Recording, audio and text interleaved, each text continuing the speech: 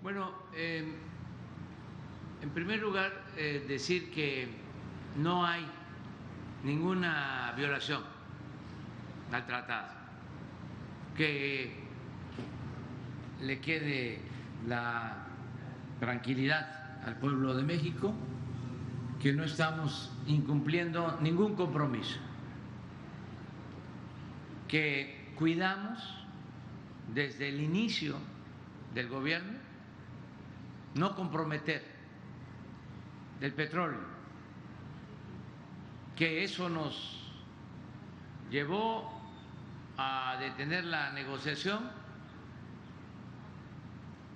casi 2 semanas, porque el gobierno anterior había ofrecido un capítulo especial del tratado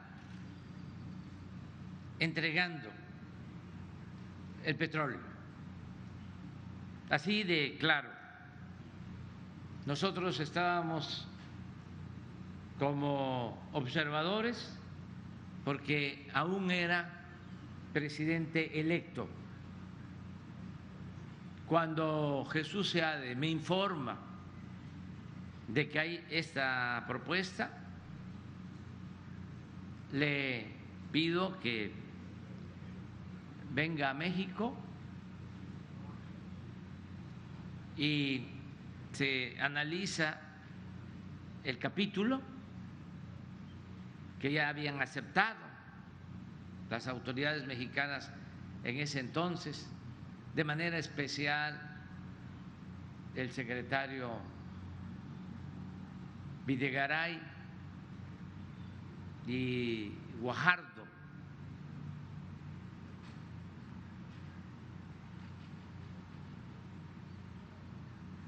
Y nosotros dijimos que no estábamos de acuerdo. Se molestaron los negociadores del gobierno de Estados Unidos y se levantó la mesa. Hubieron planteamientos acerca de que lo mismo de siempre, que si no aceptábamos nos iba a ir muy mal, iba a haber devaluación, y dijimos no, queremos que cambie del capítulo, es más, que no se toque el tema. Pasó el tiempo, ellos no querían informarle al presidente Trump porque consideraban de que se iba a agravar la situación. Al final tuvieron que decirle, y la respuesta del presidente Trump fue de que se aceptara lo que nosotros proponíamos. Y por eso el capítulo se limita a 2 párrafos. Sería hasta importante que se pusiera. Creo que es el 8º, para que se conozca, porque es motivo de orgullo. Fue lo primero que hicimos, resistir esa presión, porque ya los gobiernos neoliberales ya habían aceptado en todos los acuerdos que se negociara el petróleo de México. Por eso también el razonamiento del gobierno de Estados Unidos era de que por qué con ellos no, si ya se habían suscrito acuerdos, incluso con Canadá, y lo estaban considerando como un hecho discriminatorio, que nosotros no queríamos con ellos tener el mismo acuerdo.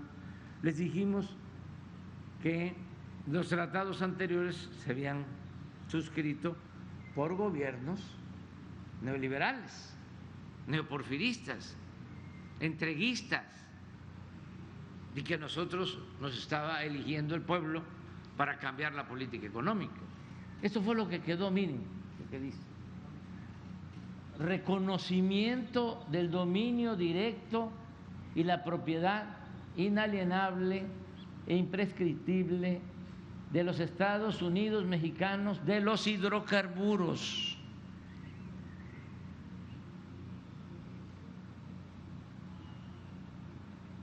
Reconocimiento del dominio directo y propiedad inalienable e imprescriptible de los Estados Unidos mexicanos de los hidrocarburos.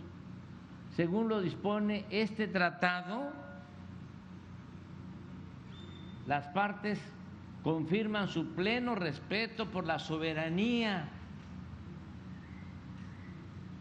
y su derecho soberano a regular con respecto a asuntos abordados en este capítulo de conformidad con sus respectivas constituciones y derecho interno en pleno ejercicio de sus procesos democráticos. 2. En el caso de México y sin perjuicio de sus derechos y remedios disponibles conforme a este tratado, Estados Unidos y Canadá reconocen que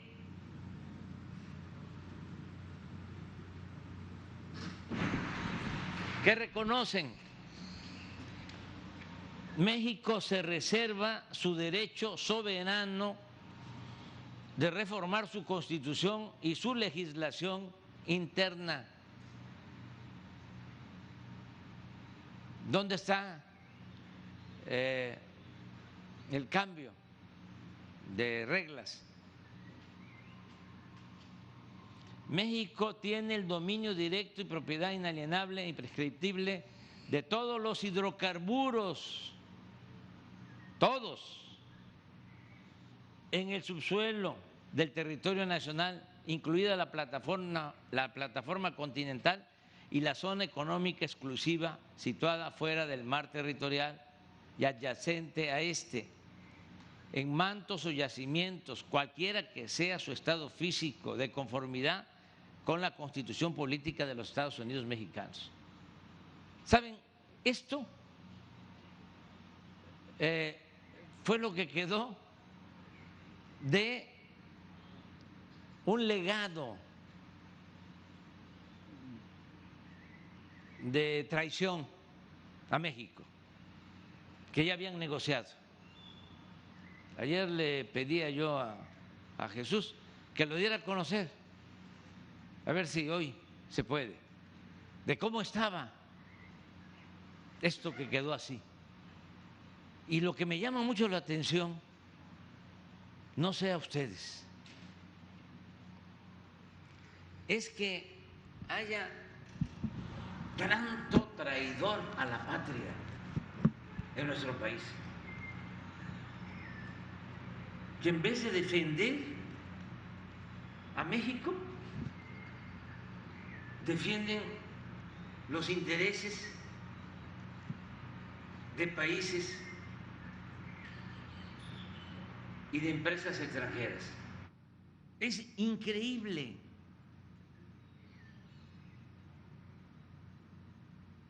Se cierne todavía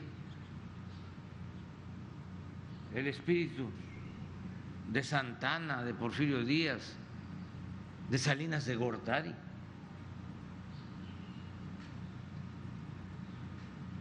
Pero muchísima gente, sobre todo en la academia, con los pseudointelectuales, expertos internacionalistas, cómo quisieran que nos castigaran los extranjeros, que nos fuera mal. Es increíble.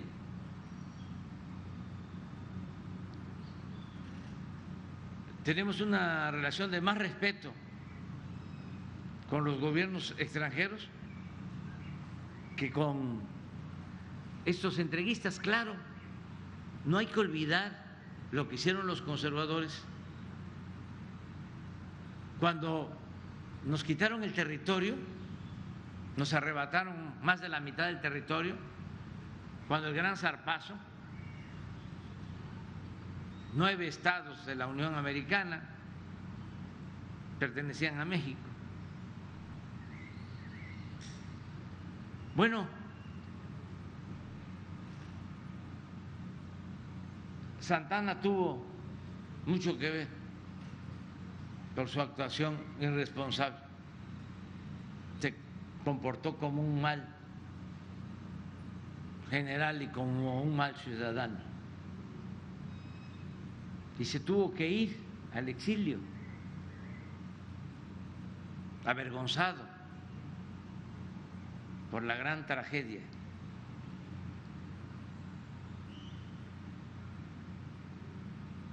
Y los conservadores lo fueron a buscar. Ya había gobernado México, había estado de presidente de México en 10 ocasiones. Y por su culpa nos arrebatan la mitad de nuestro territorio. Se va al exilio Santana y van los conservadores a traerlo de nuevo. Y todavía regresa y vende otra parte del territorio nacional, la Mesilla, 10 millones de pesos. Hasta que surge el movimiento liberal encabezado por Juan Álvarez, el plan de Ayutla, y ya se va. Y ahí andaba todavía cuando la intervención francesa fue a decirle al presidente Juárez que se ponía a sus órdenes. Ya no. Bueno, ¿qué pasa también cuando son derrotados los conservadores en la guerra de reforma? También se van al extranjero y traen a Maximiliano. Van todo el grupo de conservadores. ¿No tienes por ahí la foto de Miramar?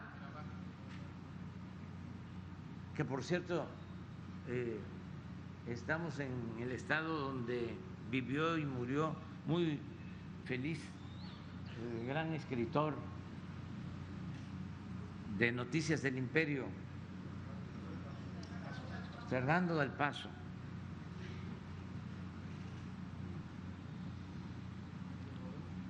Que aprovechamos para homenajearlo porque él debió recibir el Premio Nobel de Literatura. Gran escritor.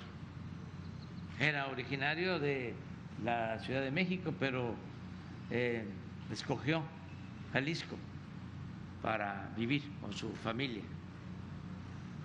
A ver si lo encontramos. No, es que es importante por los jóvenes.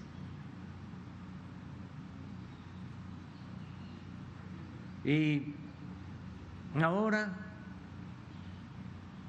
está sucediendo lo mismo.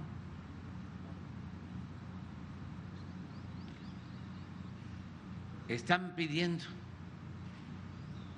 que les vaya bien a los extranjeros y nos vaya mal a nosotros. No vamos nosotros a seguir con la política entreguista. Y no hay ninguna violación al tratado. Además, son procedimientos que están establecidos. Es una consulta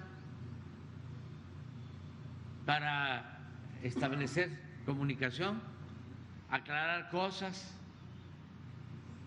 que va a llevar 75 días y luego, si no se está de acuerdo, se va a un panel internacional.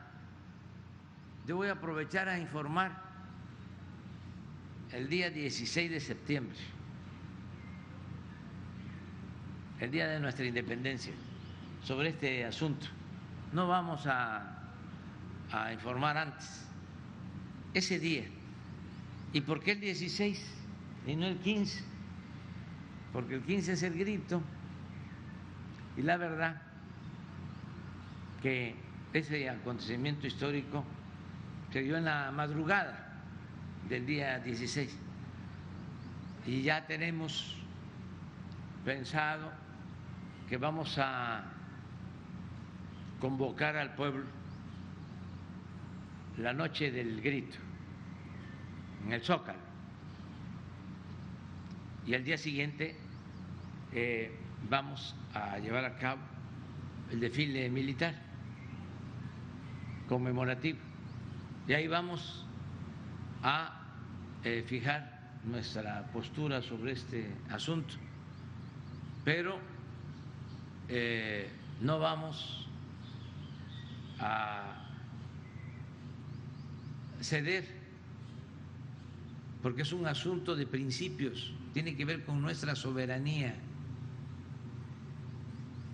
Eso les cuesta trabajo a los intelectuales orgánicos.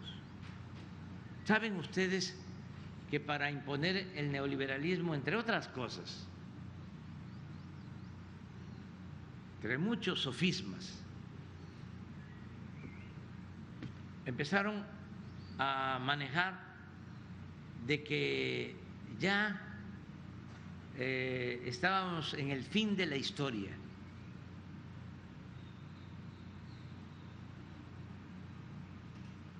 De que ya para qué acordarnos o darle sitio o lugar a la memoria histórica, y que eso del patriotismo, del nacionalismo, eran conceptos caducos, anacrónicos.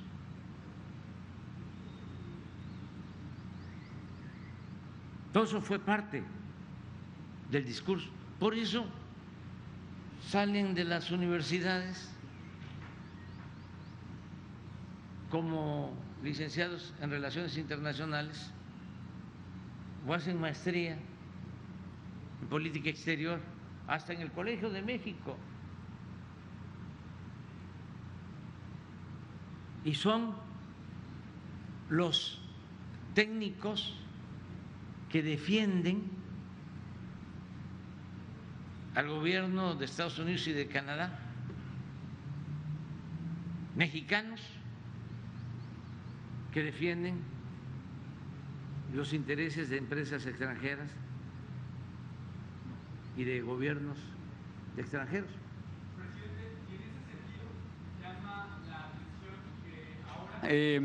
Llama la atención, presidente, en este caso, que cuando México solicitó este mecanismo para revisar el tema automotriz con Estados Unidos, casi ningún medio puso el tema como se está poniendo ahora en primera plana y se buscan reacciones. Casi ningún medio lo hizo cuando México utilizó este mismo mecanismo con Estados Unidos.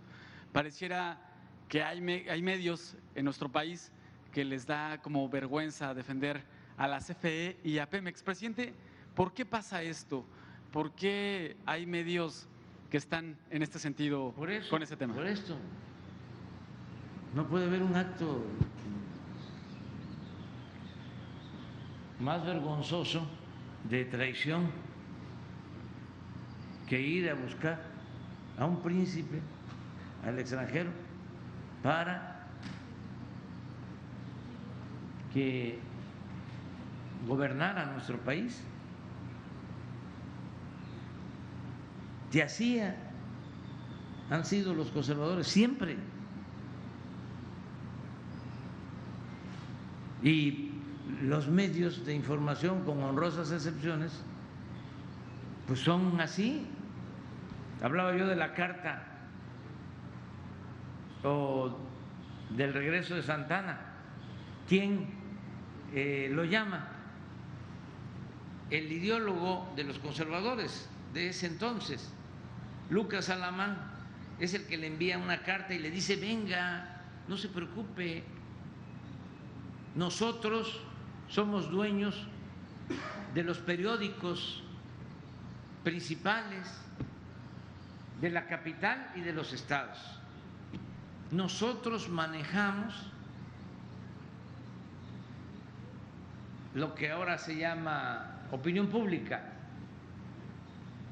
Antes se le conocía como opinión general. Entonces, siempre los medios han jugado ese rol, ese papel. Claro, han habido momentos gloriosos del periodismo independiente, opositor, el periodismo de la época de la Reforma, de la época de Zarco, el periodismo de la época de la República restaurada, el periodismo que fue precursor de la Revolución Mexicana. Había aquí en Jalisco un periódico opositor, se llamaba Juan Panadero.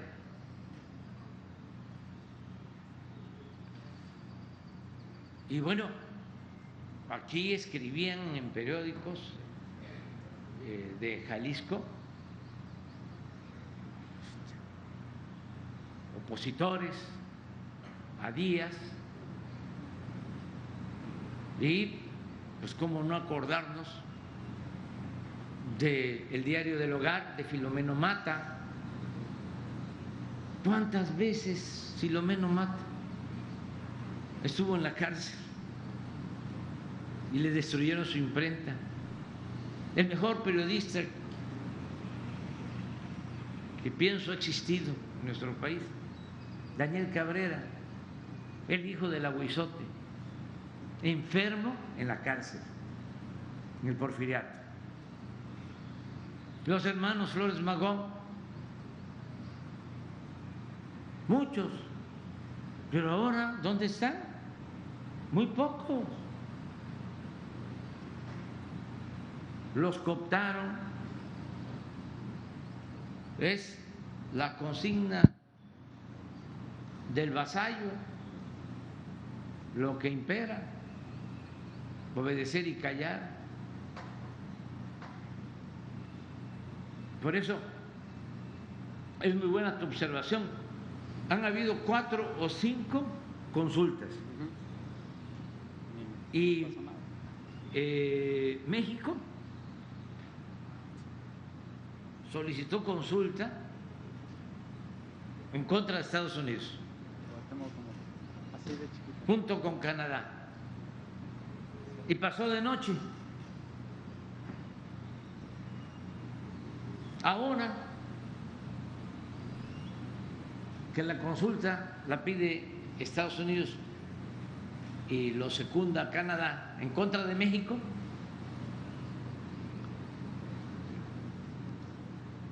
la nota.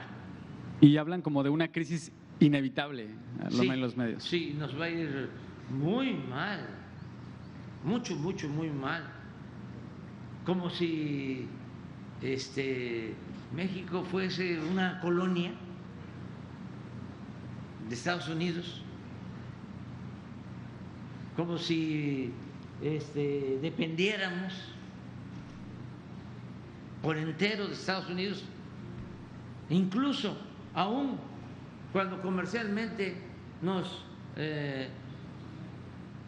conviniera mantener relaciones con Estados Unidos, no puede ser que esa relación sea a costa de nuestra dignidad, de nuestros principios, de lo que establece nuestra Constitución, de que somos un país independiente, libre, soberano. Lo que pasa es que fueron muchos años de sometimiento neoliberal, entonces se acostumbraron a hincarse como son los conservadores. ¿Qué le digo a la gente? No va a suceder nada, nada, porque nos necesitamos.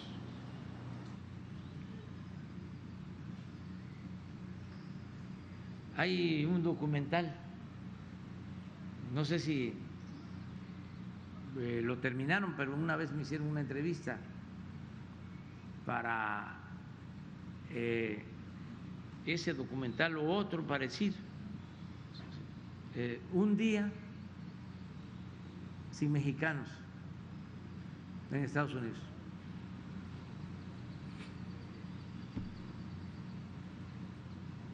Pero nuestra relación comercial es importantísima, pero no solo para nosotros, también para ellos. Si no hay fuerza de trabajo de México, si no hay industrias automotrices en México, de autopartes en México, ¿saben cuánto aumenta el precio de un automóvil en Estados Unidos? $10,000.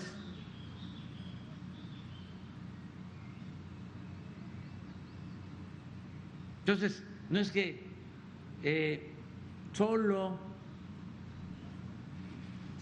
nos perjudica a nosotros, no, nos necesitamos, somos complementarios, estamos planteando que haya integración con respeto a nuestras soberanías, pero estos entreguistas pues quisieran que nosotros nos sometiéramos, quieren que regresemos a la época anterior a la expropiación petrolera, a los tratados de Bucareli, a decir, sí, señor, aquí esta es su propiedad. México es tierra de conquista. Vengan como era antes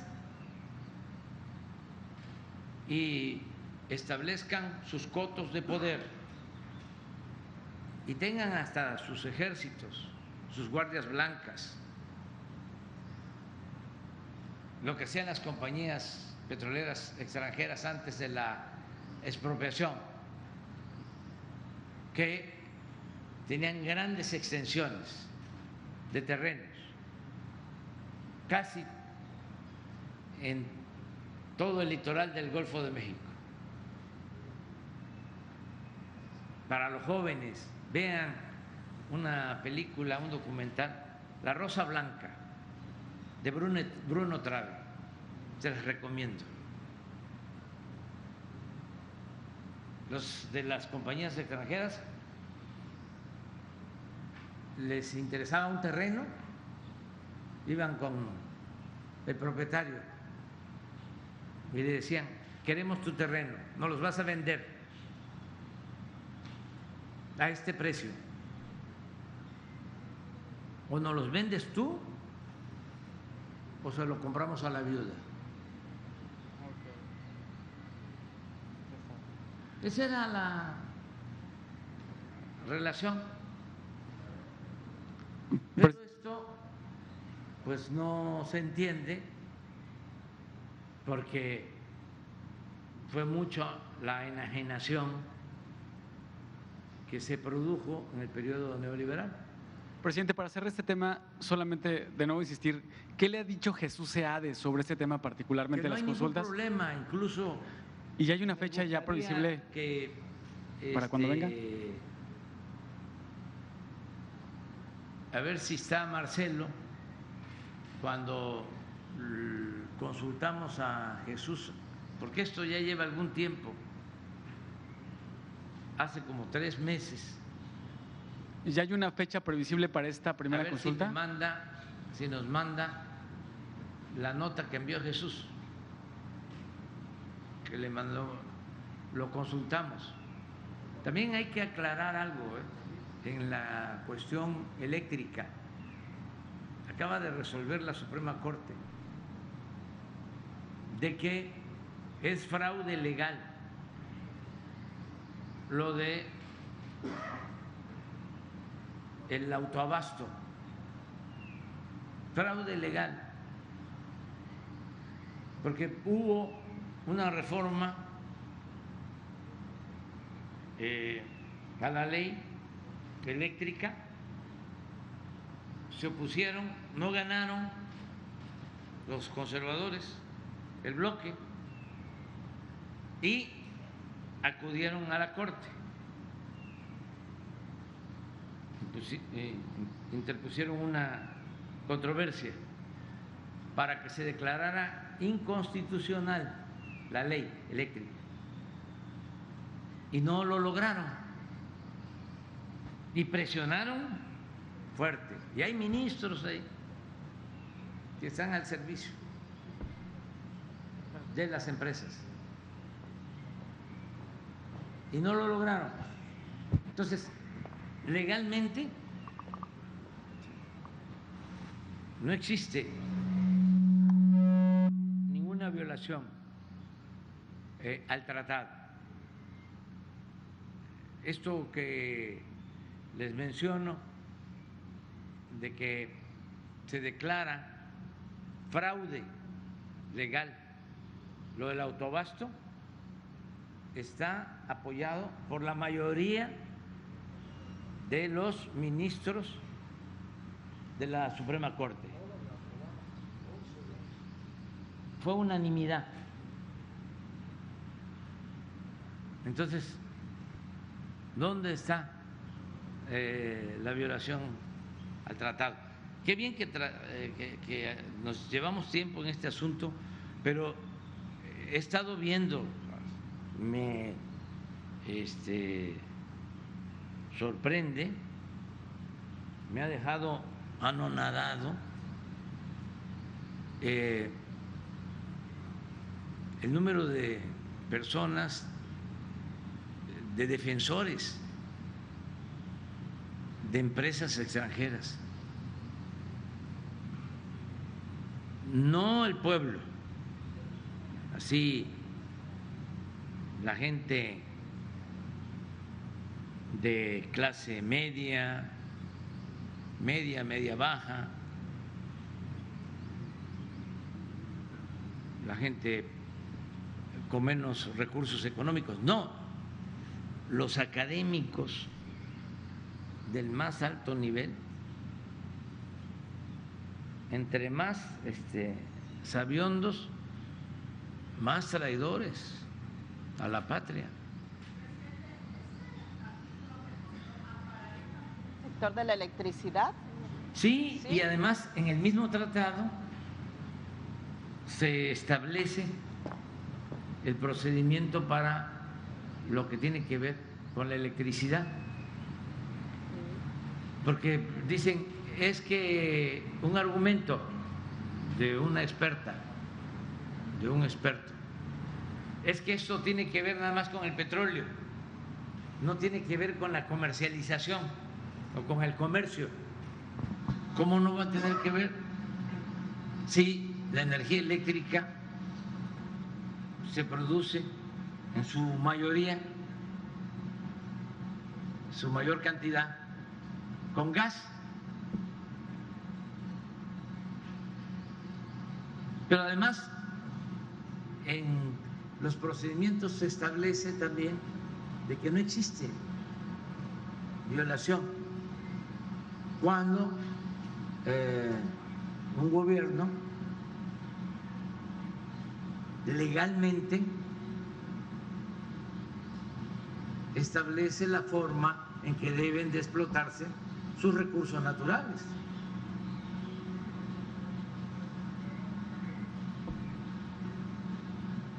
Y es un asunto, lo dije también, porque siempre digo lo que pienso, político. Es que estaban acostumbrados a robar, a saquear. Sobre todo esta empresa Iberdrola, que fue capaz hasta de contratar a Calderón. Una vez que terminó Calderón de presidente, lo contrataron y se lo llevaron como miembro de su consejo de administración. Una vergüenza. Y es esta empresa y otros que reciben respaldo del gobierno de Estados Unidos,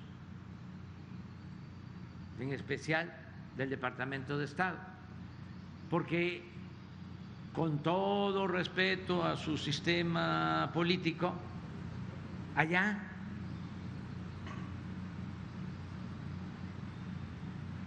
cuando hay campañas, los que aportan, los que patrocinan a los candidatos son los empresarios, las grandes empresas. Entonces, los senadores, los diputados ganan y se ponen al servicio de las empresas y van al Departamento de Estado y ahí hacen sus gestiones y el Departamento de Estado interviene en los países.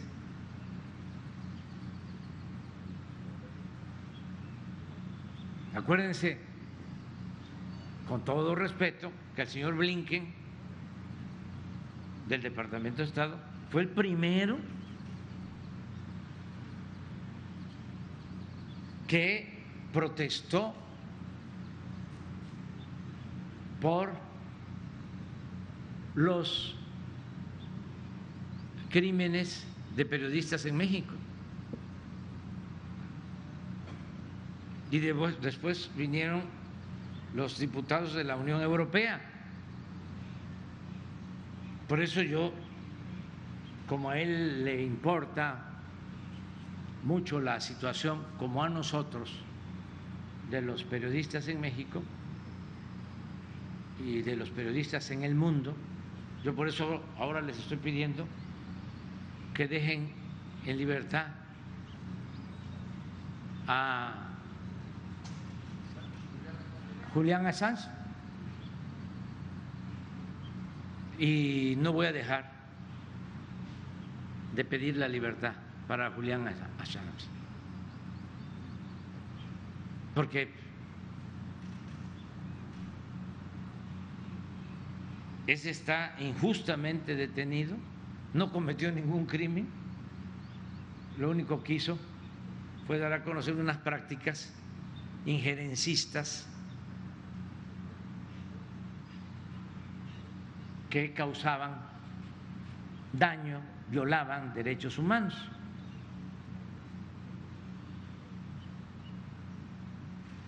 Por eso hablé de la estatua de la libertad, porque ¿cómo van a tener en la cárcel a uno de los mejores periodistas, si no es que el mejor periodista de nuestro tiempo? ¿Y dónde queda la libertad de expresión? Digo, hablando con claridad, sin medias tintas, para entendernos.